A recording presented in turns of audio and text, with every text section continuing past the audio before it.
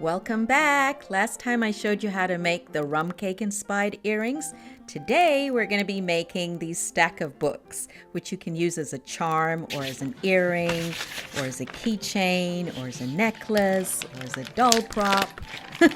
Whatever you like. All you have to do is vary the size for the product that you want. So we're starting off with some white polymer clay, which, as I showed you in the last video, is actually quite firm. It's very firm when you first get it out of the packet. You have to be very careful while cutting it not to cut yourself. So the first thing we do is knead it. You're going to try to knead it so that you soften it, or what you call condition it. Because if you try to roll it out while it's still firm, your end product will end up cracking. So you have to try to soften it. And then we're going to roll it out. And as you can see, I like working on parchment paper. My desk is glass, and you can actually work directly on glass when you're dealing with polymer clay. Yes, glass is a great surface to roll out the clay on, or a tile like ceramic tile, but it has to be something non-porous. All right, so I'm just going to cut my edges off. I want some straight, sharp edges with my long blade. I'm going to make sort of like a rectangle.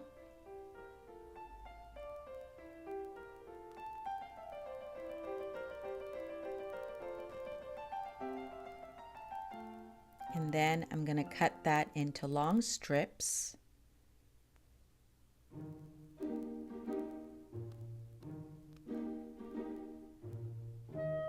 And then I'm going to cut these long strips into mini little squares, or pretty much whatever size books you would like. Because I'm making earrings, I want the squares to be fairly small, but when I'm making a keychain, for example, or a larger charm, then I'll make the pieces larger. Okay, so I have this like scrap clay, which I really ended up loving the combination of colors. I like the yellow with the black and the little bit of brown. It seems very Afrocentric, right? I can totally see making some interesting earrings with this combination. But anyway, I'm actually going to use it to make a book cover, because I thought it would be a little bit more interesting instead of one flat cover color, to vary the color in terms of the book cover. So now I'm folding over that book cover over my white pieces. And again, it's important to be precise, or at least I try to be very precise, and you want this to look believable, as if, you know, you walked into this magic kingdom where everything was miniature but real. So there is my book cover, there are my pages. Now, to make the pages look even more believable, I'm scoring it with the blade. So by doing this, you create sort of a raised edge, and you really get that illusion, that 3D look of page covers.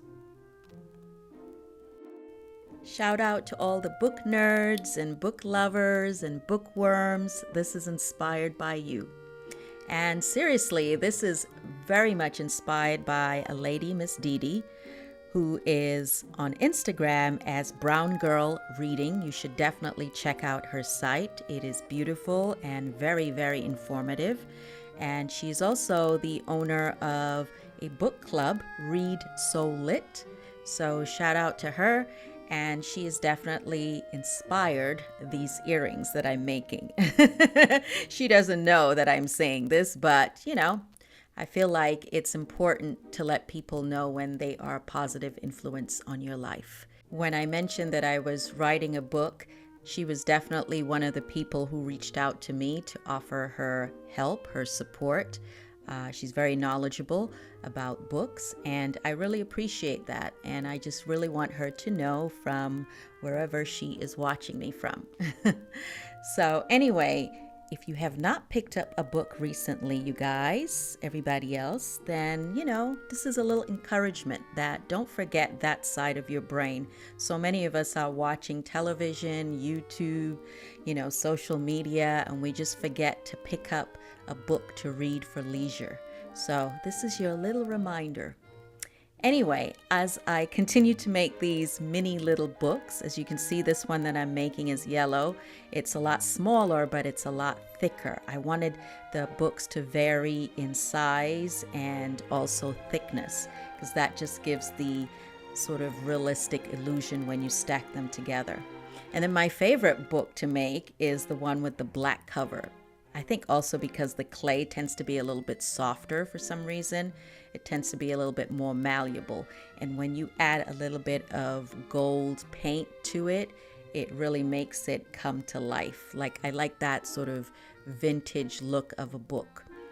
The other thing too is, as you see these pages that I've made with white polymer clay, I think in the future I might use sort of like a light brown or kind of tint it with a little bit of cream to give it a little bit more of a vintage look. You know how when a book looks worn and the pages are sort of yellow?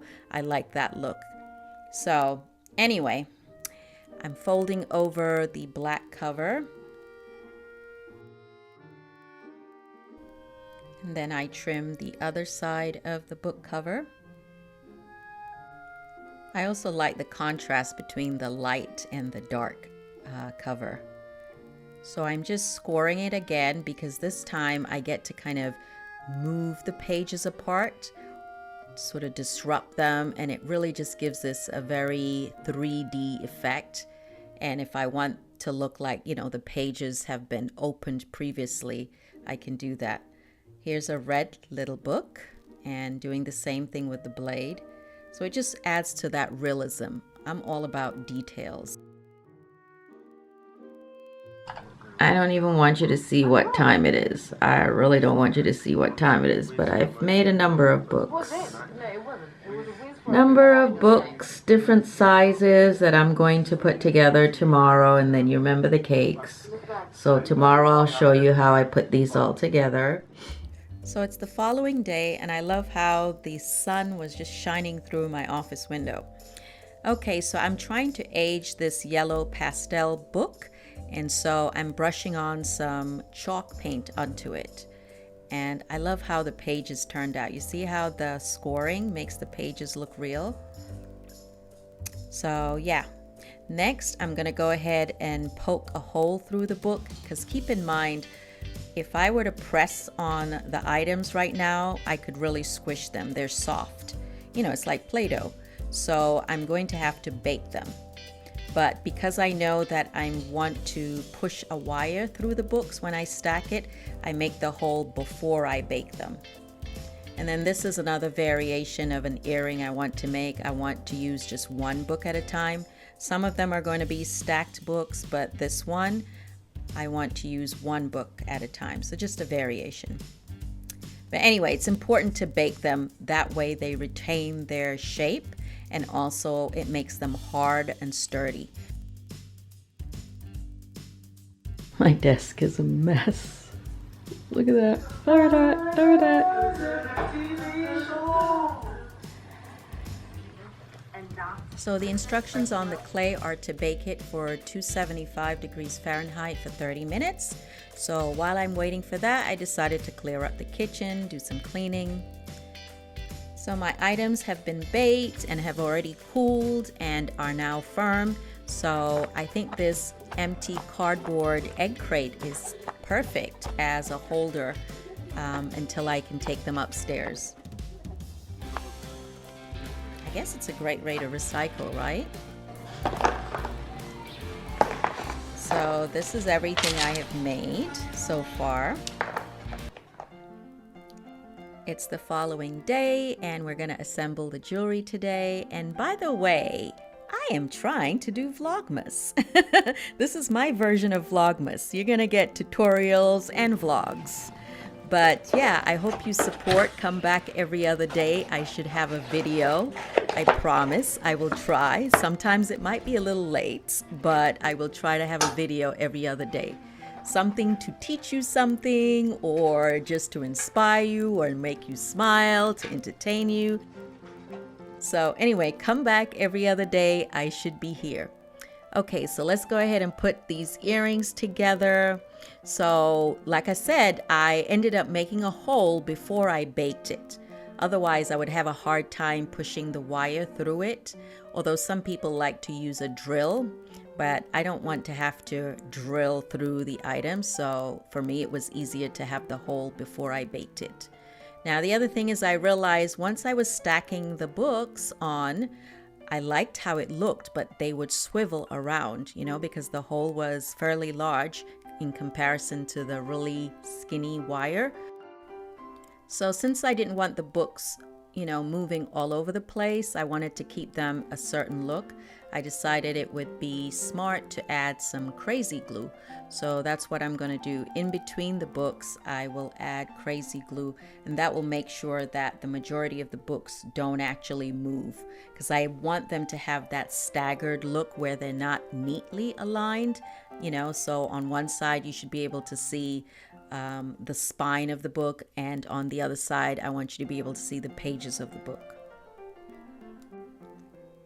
Here I wanted you to see what adding a little bit of gold to the spine of the book does. It gives it that vintage. It could be Shakespeare. It could be a book of poetry.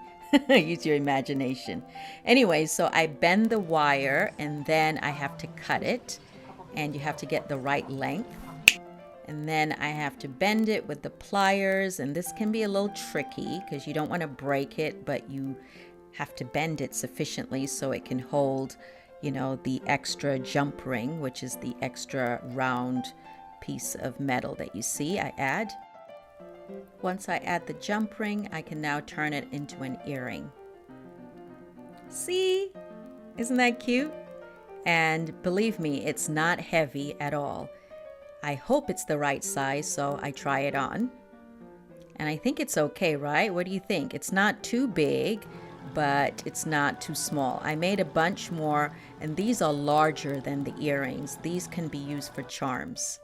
These are the earrings again, and some packaging. This is not my packaging, but I plan to get packaging for myself when I give them as gifts.